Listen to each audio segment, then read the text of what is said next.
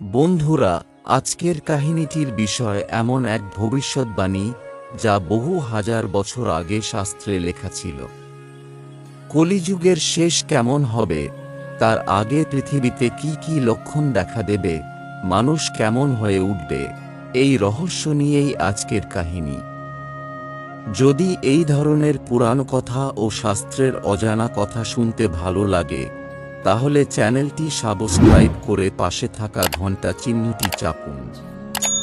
ভিডিওটি ভালো লাগলে লাইক, মন্তব্য ও শেয়ার করতে ভুলবেন না। তাহলে চলো আজকে ভিডিওটি শুরু করা যাক।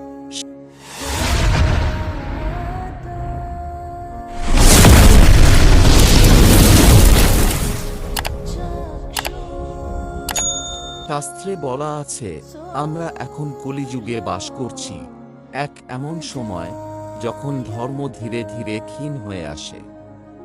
সত্যের জায়গায় মিথ্যা, দয়ার জায়গায় কঠোরতা, আর ত্যাগের জায়গায় লোভ এসে বসে। মানুষের মন অস্থির, সম্পর্ক স্বার্থের, আর শান্তি যেন দূরের কোনো স্বপ্ন।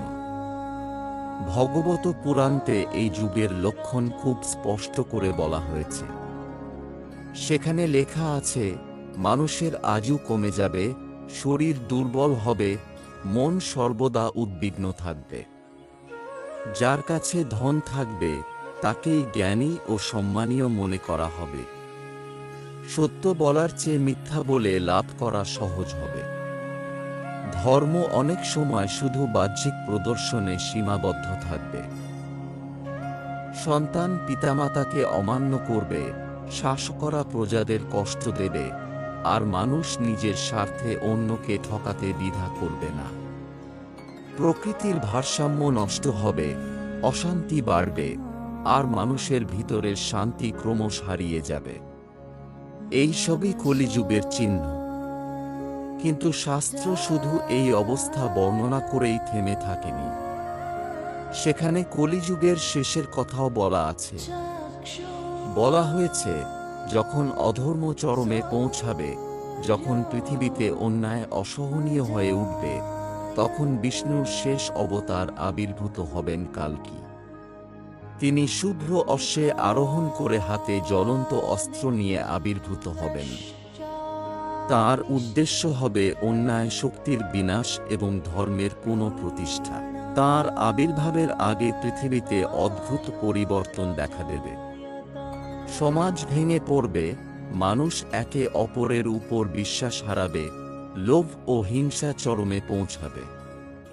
তখনই শুরু হবে পরিবর্তনের সময়। এই পরিবর্তন ধ্বংসের মাধ্যমে নতুন সৃষ্টির পথ তৈরি করবে। ধীরে ধীরে পৃথিবী আবার সত্যযুগের দিকে এগোতে শুরু করবে। কিন্তু শাস্ত্রে একটি আশ্চর্য কথা বলা হয়েছে। কলিযুগে মুক্তি লাভ নাকি সবচেয়ে সহজ।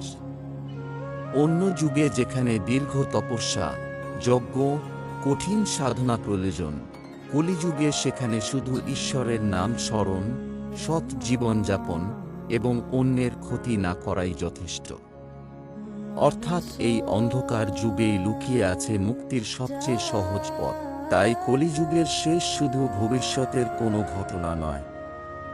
যখন মানুষের ভিতরে দয়া জাগবে, সত্যের প্রতি শ্রদ্ধা বাড়বে, লোভ কমবে, তখনই ব্যক্তিগতভাবে কলিযুগ শেষ হতে শুরু করবে।